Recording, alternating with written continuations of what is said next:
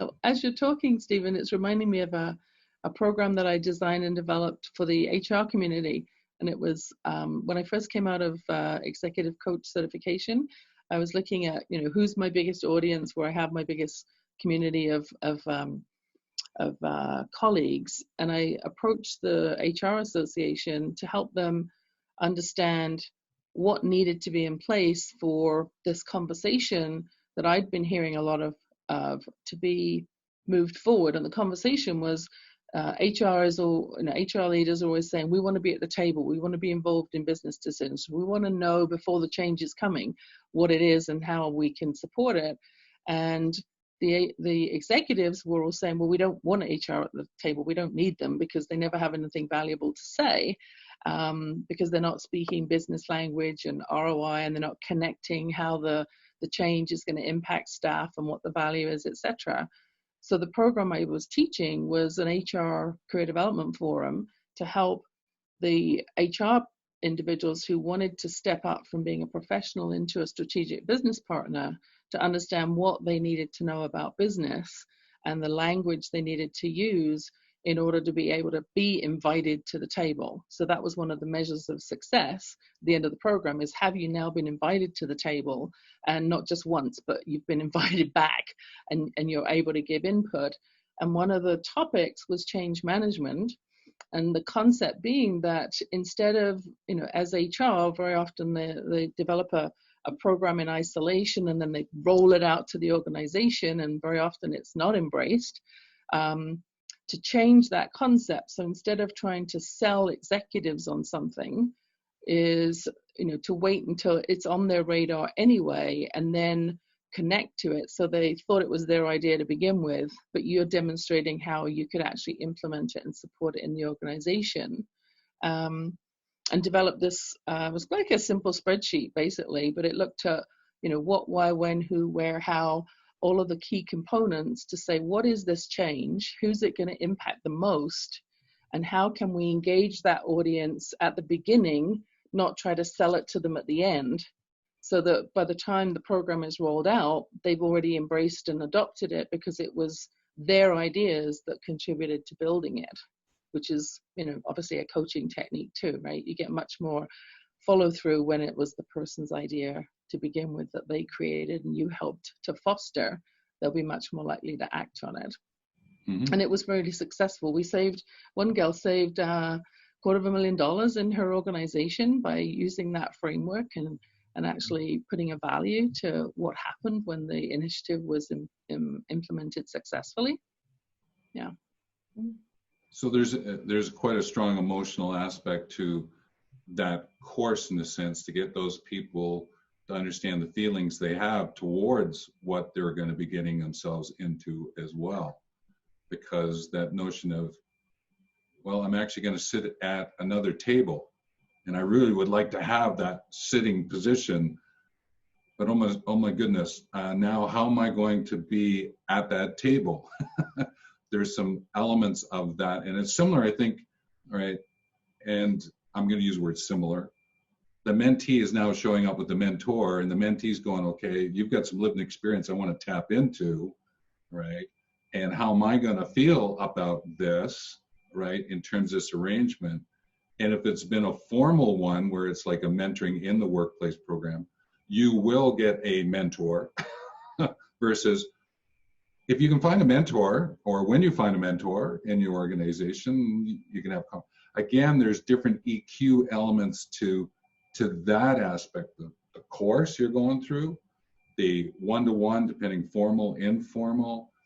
There's a lot to this EQ story that I think we sort of, I'm going to use this phrasing, okay, we fluff off and say, get down to it, let's get into the mental aspect, let's get the logical aspect out of this. But yet we've got to bring that forward, and mentors have, and I'm going to use have to truly understand the presence of EQ.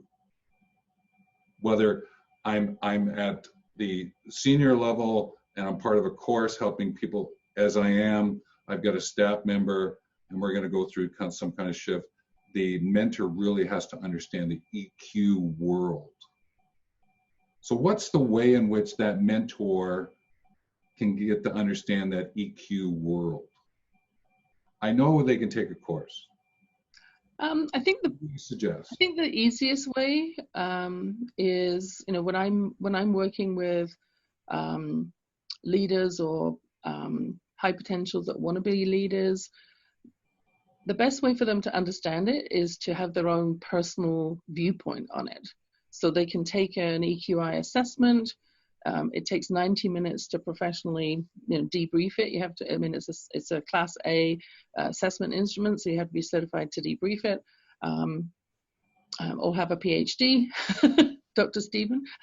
And then look at it and say, here's the snapshot in time and what your answers are showing. There's 125 questions. There's no right or wrong questions. It's it's a scale that you identify whether this is more like you or not like you kind of question. And then when you get it personally debriefed, you can typically see, here are my 3 strongest strengths, because they're areas where my bar is much longer and it's in the category that typically leaders have this strength above this number, this criteria. And you can see where you have really short bars on the report, which is a demonstration that that's an area where you're not showing strength. And if you bolstered that up, here's what could be the difference, the impact that you could be having in your personal interactions, in your assertiveness, in your empathy, in your decision making, and how you manage stress, and your overall perspective in life. How much you're working on yourself versus self-actualization, and perhaps looking at bringing social community activities into your organization, because you've got everything else covered. Now you're looking at the top of the pyramid, Maslow's hierarchy of needs pyramid. So we've got the sense we could take a course, yes, and go grab an EQ course.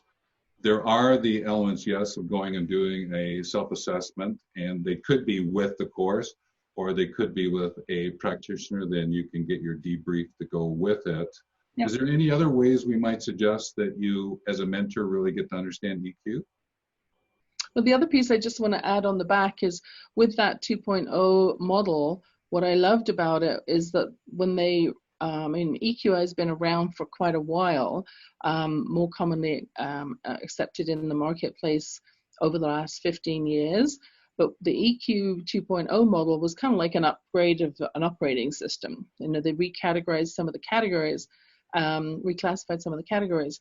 But what I love about it is I get, as the coach working to debrief it, I get a specialized report that shows me a variety of areas where this person could really excel. And it really digs into some fairly deep questions that, this is coaching around taking that snapshot of time and saying, how could I evolve my emotional intelligence? So by the time we've actually had the debrief of the report, there's major action items that come out of that, timelines. It's basically got a smart grid on the back, specific, measurable, achievable, realistic, and time bound, for goals to say, here's what I've learned and here's what I want to move to. And then we check in again in 6 months. And if we do a leadership report, which is a 360 report, you do your own first, and then in 6 months, then you go out to the market and involve others and get their input as well, to see if you can validate what some of your growth looks like. Mm-hmm. Yeah. I'm just going to jump in. And again, Brenda, when you want to, just jump in. I'm going to give another example. Again, a real story. I was helping a couple of mentors to mentor, because they asked me, okay, I'm getting a little stuck here. What is it that we can do to move this forward? And I'm not quite understanding this people aspect of it. What has essentially happened is they were asked to mentor a couple of people who were button heads. And so what I mean is, the 2 people are button heads, and the mentor was attempting to work with both of them, which has its own storyline as well. But what the mentor was doing is was wanting to know more about, and you mentioned it, Yvonne, like Maslow's hierarchy of needs. All right. There's another one called the hierarchy of values. There's lots of other these kind of tools.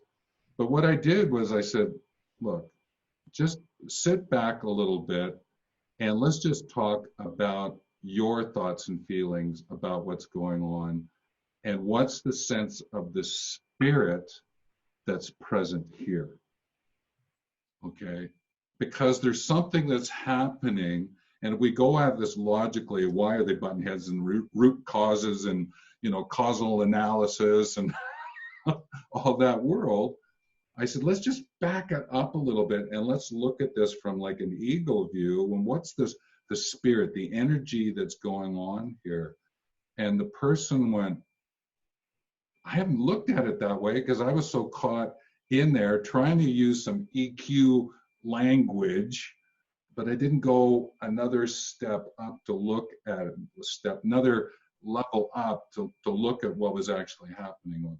Why were they knocking heads? Not Right. how were they knocking heads, is why. And I said to them, really what you need to do is ask the question, whole is it? And they shook their head and they went, okay, I get why is it, but whole is it? And I was just, look at the whole picture, whole is it? And they all of a sudden they clicked, okay, that it was more about sort of like a person-to-person chemistry than it was about the issue at work, which was everyone was talking about, is because, well, you weren't giving me my documents soon enough so I could get my reports out the other end. You're lazy. That was what was going on, right? And you back it up and it's a little bit more of a chemistry, right? It was a little bit more of the non-conscious pieces, which EQ can get into. But again, you got to elevate that and really look at it. So I just had them explore that. And I used the notion of spiritual intelligence to go with that. And it was amazing. And again, I know it took us a little bit of time of working together to get those two unhooked and then working together. But it was a fabulous. And that was when I said, okay, look at whole is it. And that's when I actually created that question. Whole is it. And I've used it ever since in terms of my own mentoring work. So I just add that in. And when it comes to energy work, I'm also certified in Reiki, level 2 Reiki. So there's the two parties, and then there's the relationship in the middle that those two parties create when they come together. And so if you can separate the two individuals and look at, what are we trying to create in this joint relationship? What are those characteristics of success look like? Then, each party then is coming to it with a collaborative mindset versus me and you. And then it becomes us in the middle. Yeah. One of the things that's helped me a lot is realizing, regardless of the context, we're talking about human beings, and humans, regardless of what words might be coming out of their mouth, it all links back to the 9 basic human needs, right? Which of course is what Maslow's hierarchy of needs are. But when we look right into them, they are sustenance, safety and protection, love, empathy, rest, recreation, play, community, creativity, autonomy, meaning and purpose, right? I think that maps almost exactly to Maslow's hierarchy. So really the question then is, beyond the words that they're saying, what is the need that's not being met from the current situation for this person? And then can we move the conversation to that and then see if we can find a way to, deal with the situation within the context of what they need personally? Because it might be that they're just misunderstanding something. They might have interpreted something as being, a threat to their own safety and protection. Like if they think that something might threaten their job, then that links right back to safety and protection.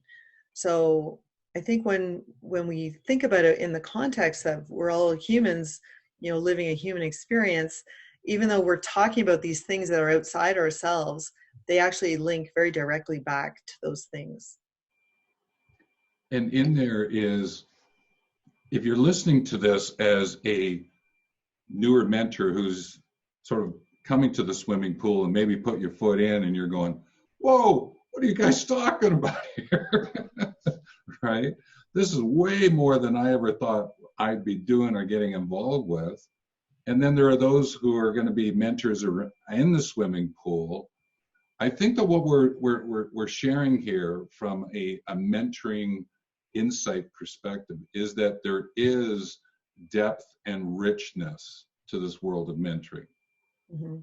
We can always learn more, even if we're in the swimming pool, about different kinds of strokes and efficiencies and all the other.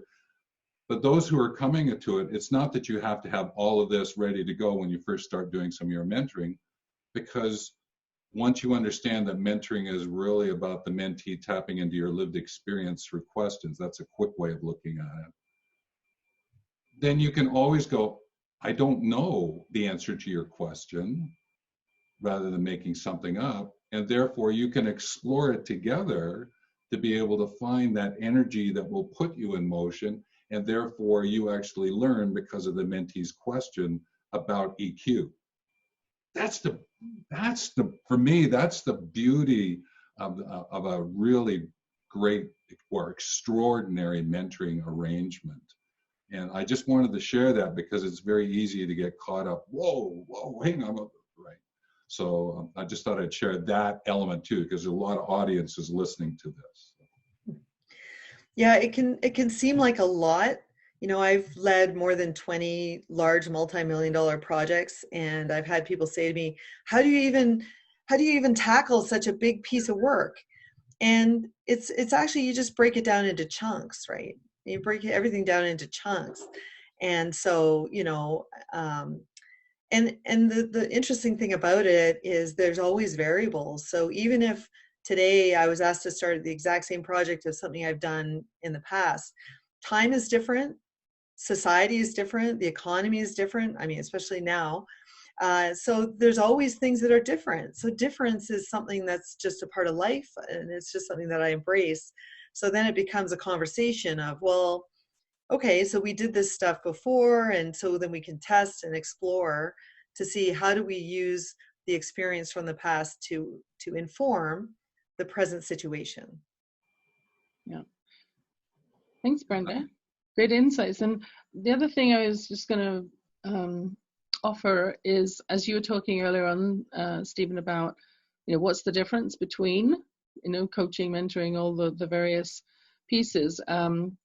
Actually, just share this screen quickly. This is from one of the programs that I was chairing. And at the time, I thought it was useful for the new newcomers coming to the program to understand, because they're hearing various terms being floated around. What are the differences? I mean, you know, all of these modalities help people to learn: coaching, counseling, consulting, training, managing, mentoring. But what's the difference? So with coaching, it's about future-based questions, looking at potential possibility, exploring together, co-creating a solution.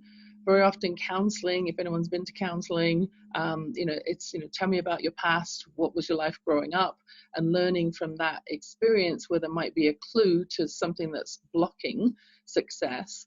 Consulting is more about the strategies and solutions. So Brenda, you would be brought in as a consultant to, you know, tell with your expertise, here's how I recommend we approach something.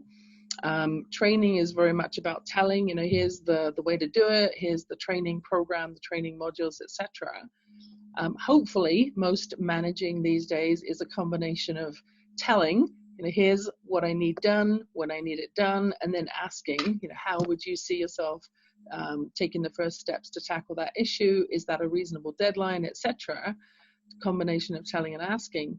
And then mentoring is very much more about, you know, here's how I did it, or here's how I had a similar experience, and then what can you learn from that? So it's a combination of telling, storytelling, as Stephen loves to showcase, storytelling, and then also asking, because you're asking them for their insight from the story, their learning, and what's going to be their action. What are they willing to embrace or take away or act upon?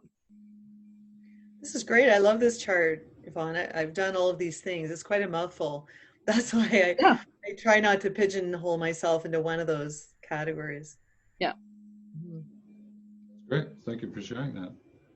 we're looking at closing up the first hour, and we have explored a little bit about some topics. We've woven the change workplace, value of mentoring into the world of EQ and mentoring and workplace, and then we had a brief just share there around the different aspects, of coaching and mentoring and all that. What is it that we can really share at this point in time that's of value that summarizes what we've just covered off in the last 45 minutes? Anything that you'd like to offer?